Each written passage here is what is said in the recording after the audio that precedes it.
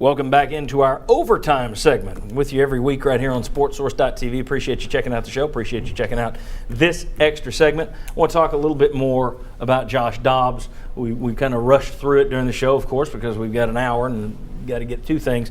But I want to go back to a question that was asked. Bobby, you and Sterling were in there. Will and Shazana, get your take too.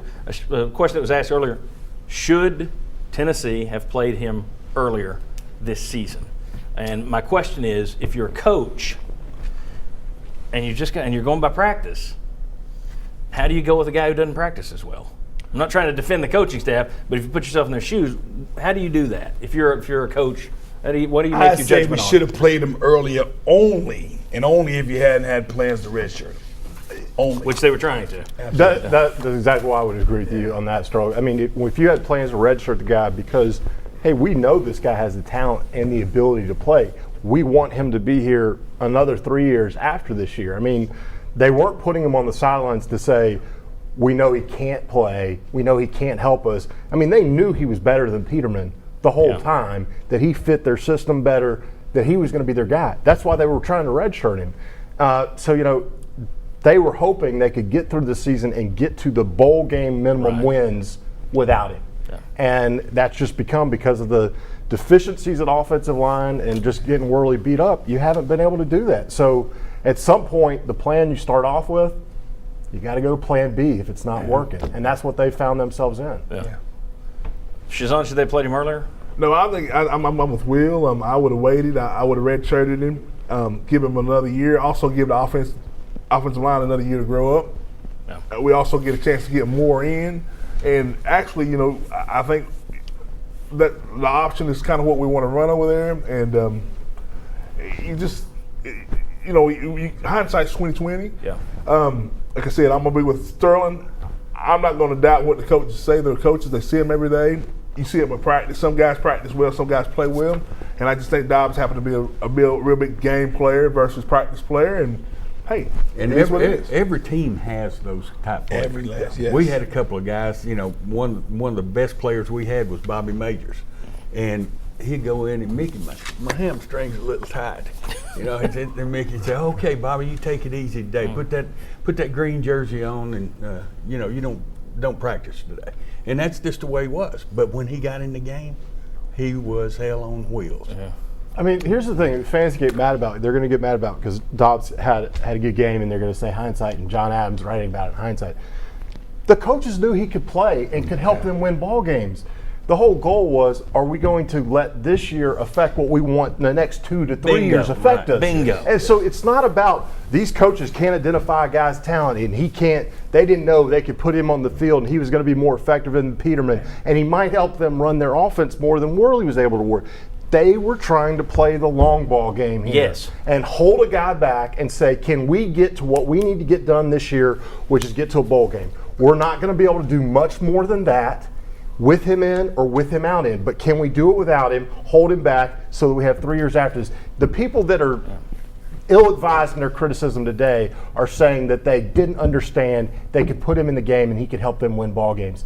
That was never the decision that they were trying to use that for why they're holding him out of these last couple of games. Agreed. And there's another issue at play here, and that is win now, do anything you can, pull out all stops, win now. This is someone in his second year who's building a program. If you have to lose one more game this year with Worley than you might have won with Dobbs, but you're going to have Dobbs as a fifth-year senior in 2017, your fifth year, when you should have a program, the foundation's built, you're ready to go. I'm sorry. I take the loss this year if it means I'm going to have me a fifth-year quarterback in 2017. I understand the idea of building for the future. I don't think a lot of people, though, you look at it, hey, they're on the schedule, you play to win them all. I get that, but there's a reason they have red shirts in this sport, and it's a reason you build a foundation for a program. You play to win them all within parameters. Like, if you've got him on the red shirt year, and you go along with the coach's coach, that they see it every day. But, I have to say that, before the ball game, I said, no, you don't play him. You don't play him anyway. You take Peterman and you go with him, and whatever happens, happens. But that's actually how I felt. If Worley's out for a long time, then okay, you're going to have to go to Dobbs, but if Worley comes back next week and Dobbs has just burned his red shirt and goes back to the bench, then people can rip into this staff. Yes, yeah, I would totally agree, and that's why I say you asked the other question during the show, which was who do you go with the rest of the year? Hey, Worley might be the best guy on a day-to-day, week-to-week game, but now your original decision was to hold him back as a red shirt for the long-term effect of the program. Now you play him as much as possible for the next 2 years effect of the long-term effect of the program. Let him get that experience. Exactly, and so he is now your guy. Yeah. That's it. And I played 4 years straight. I didn't redshirt. I come out and I played 4. And I was in the NFL thinking, wow, what if I had one more year of college football? 280 pounds of just pure violence. I mean, and I'm already in the NFL. One more year at college. I mean, it's sorry now. If I could take this 45-year-old body and get that 17-year-old body Get back, that one more year. and then take that 17-year-old mind and get this 45-year-old mind, what kind of player would I be? And all these guys are sitting here and they say the same thing. Wow, what are you capable of doing like that? Yeah. Sterling? My thing with Dobbs, now that you burn his shirt, you got to get him in the mix. Yep. You got to get him in the mix. It's just part of it. I know Coach is definitely putting things together right now as we speak to you to get him in the mix. I think we've got 2 quarterbacks in Worley and Peterman that have one particular style. We have Dobbs that has a totally different style, which puts pressures on all those defenses in November we're going to face to give them more to think about, give us a better chance to win. All right, we got to finish it up here, but I do want to say one other thing in terms of, your best players are always on the field. Who was the best quarterback, no offense, best quarterback Tennessee's ever produced? Peyton Manning. Sorry. I'm sorry. Peyton Manning, who Tennessee was hoping to redshirt as a freshman. That's right. So you just trying to put a guy and give him an extra year doesn't mean that you don't understand his value. As Will said, you don't understand his talent level. It's simply a matter of building for the future and trying to look ahead. Fans and some media look solely at 2014 right now, when 2015, 2016, and 2017 are all on those coaching staff mind. I mean, here's the biggest problem.